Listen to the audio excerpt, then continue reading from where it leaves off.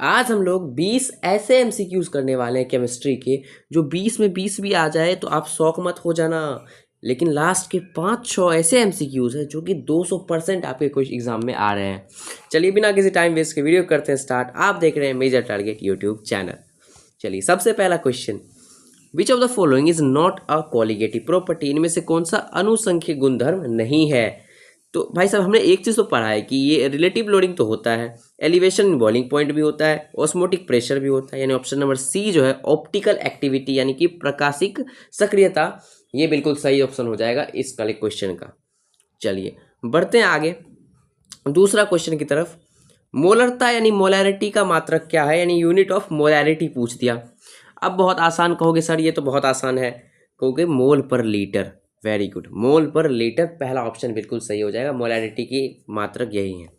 चलिए आगे बढ़ेंगे।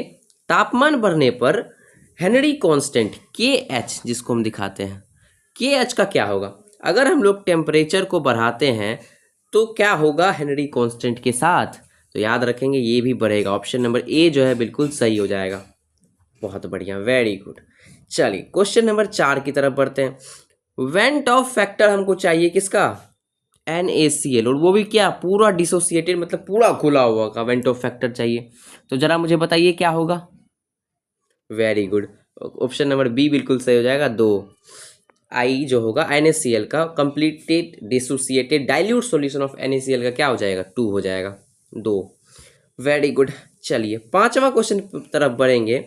HCl और H2O, इन दोनों में का जो एक मिक्सचर होता है एजियोट्रोपिक मिक्सचर, उसमें से HCl का कितना परसेंटेज होता है। HCl का परसेंटेज पूछ दिया, कहोगे सर ये होता था कुछ, तो बिल्कुल सही 20.2% जो है बिल्कुल सही होगा, यानी ऑप्शन नंबर डी बिल्कुल सही हो जाएगा। बढ़े आगे। चलिए छठा क्वेश्चन की तरफ बढ़ते हैं। सेल कांस्टेंट का एसआई की इकाई हमको जानना है। अब सेल कांस्टेंट कैसे निकालते हैं, देखिए सेल कांस्टेंट होता था L/A, हम ये चीज़ जानते हैं, और L की यूनिट क्या थी, सेंटीमीटर, और ए एरिया की यूनिट सेंटीमीटर स्क्वायर।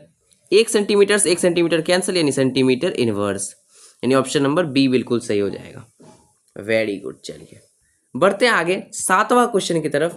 इनमें से कौन जो है एक प्राइमरी सेल है, प्राथमिक सेल है। तो कहोगे सर ये तो आसान क्वेश्चन लग रहा है, बिल्कुल आसान है, ड्राई सेल, इसको प्यार से लेक्लेंचे सेल भी बोलते हैं। ऑप्शन नंबर बी बिल्कुल सही हो जाएगा 7वें नंबर क्वेश्चन का। चलिए आठवां क्वेश्चन, ये भी बड़ा फेमस क्वेश्चन है, ये तो बहुत फेमस क्वेश्चन है, ये तो पक्का आ रहा है, लिख के ले लीजिए। 1 फैराडे ऑफ इलेक्ट्रिसिटी कितने कूलम के अप्रोक्सीमेटली बराबर होता है, तो याद रखेंगे 96500 कूलम्ब, यानी ऑप्शन नंबर बी बिल्कुल सही हो जाएगा। चलिए बढ़ते हैं आगे। 9वां क्वेश्चन है कि NaCl, यानी कि अगर हम लोग NaCl का इलेक्ट्रोलाइसिस कर दे, भाई साहब मोल्टेन NaCl होना चाहिए, पानी का यूज नहीं कर रहे, याद रखेंगे, तो उसमें कैथोड पे क्या जाएगा। अच्छा इलेक्ट्रोलाइसिस, ये तो कहोगे सर तो 10th का चीज़ हो गया। NaCl जो Na प्लस और Cl माइनस में टूटता है, और प्लस वाला अट्रैक्ट होगा माइनस की तरफ, यानी कैथोड की तरफ, यानी सोडियम मेटल बिल्कुल सही हो जाएगा, option number B. Very good. बढ़ते हैं 10वां क्वेश्चन की तरफ। यहाँ पे हमको बताया जा रहा है कि कोलरोस नियम के हिसाब से मोलर कंडक्टिविटी हम इलेक्ट्रोलाइट का कैसे देते हैं, बताइए जल्दी क्या होगा। फिर 4 प्यारे प्यारे ऑप्शन आपको दिख रहे हैं। हाँ जी बिल्कुल सही जवाब, ऑप्शन नंबर ए बिल्कुल सही हो जाएगा। बढ़ते हैं आगे। 11वां नंबर क्वेश्चन है, प्रथम कोटि यानी फर्स्ट ऑर्डर के यूनिट ऑफ रेट कांस्टेंट क्या होगा एक केमिकल रिएक्शन का। तो याद रखेंगे हमेशा फर्स्ट ऑर्डर वाले के लिए सेकेंड इनवर्स हो जाता है, ऑप्शन नंबर ए। बढ़ते हैं 12th नंबर क्वेश्चन की तरफ। Okay, the half life of a first order chemical reaction is represented by, यानी कि हाफ लाइफ मतलब क्या, T1/2। T1/2 को हम किस चीज से रिप्रेजेंट करते हैं, ये बोला जा रहा है। ऑप्शन प्यारे प्यारे 4 दिख रहे हैं, फटाक से बता दीजिए। तो याद रखेंगे इसका ऑप्शन नंबर बी जो है बिल्कुल सही हो जाएगा। T1/2 is equal to 0.693/K, यानी बी नंबर बिल्कुल सही हो जाएगा। चलिए आगे बढ़ते हैं 13वां number question. How does the rate of a chemical reaction change with progress of time. अच्छा बोला जा रहा है कि केमिकल रिएक्शन का रेट जो है टाइम के साथ क्या होता है, बताइए। अब एक चीज आप देखोगे, ये तो धीरे धीरे फटाफट रिएक्शन होता है, फिर धीरे धीरे स्लो डाउन हो जाता है, तो टाइम के साथ घटेगा हमेशा, डिक्रीज विथ टाइम के साथ घटता है। Very good. 14th number question पे आ गए कि टेम्परेचर कोफिशिएंट जो होगा एक केमिकल रिएक्शन का, वो किन दोनों के बीच होगा? क्या 1 से 2 के बीच होगा, 2 से 3 के बीच होगा, 3 से 4 के बीच होगा, या 0 से 1 के बीच होगा? याद रखेंगे 2 से 3 के बीच में होता है, यानी ऑप्शन नंबर बी बिल्कुल सही हो जाएगा। चलिए बढ़ते हैं आगे। 15वां नंबर क्वेश्चन बोला जा रहा है, एक हम लोग को रिएक्शन दे दिया 2A से B जा रहा है, ठीक है, उसमें बोला जा रहा है रेट लॉ जो है R इज इक्वल टू के ए कंसंट्रेशन ऑफ ए का square. If concentration of A is half, यानी कंसंट्रेशन को अगर हम आधा कर देंगे तो रेट क्या होगा?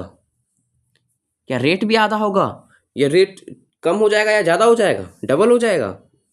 अरे भाई साहब, कंसंट्रेशन घटाओगे तो रेट भी तो घटेगा, और वो 1/4 हो जाएगा, 1/4 हो जाएगा। अब कंसंट्रेशन को आधा करोगे तो हमारा जो रेट ऑफ रिएक्शन है वो 1/4 हो जाता है। ऑप्शन नंबर सी बिल्कुल सही जवाब है।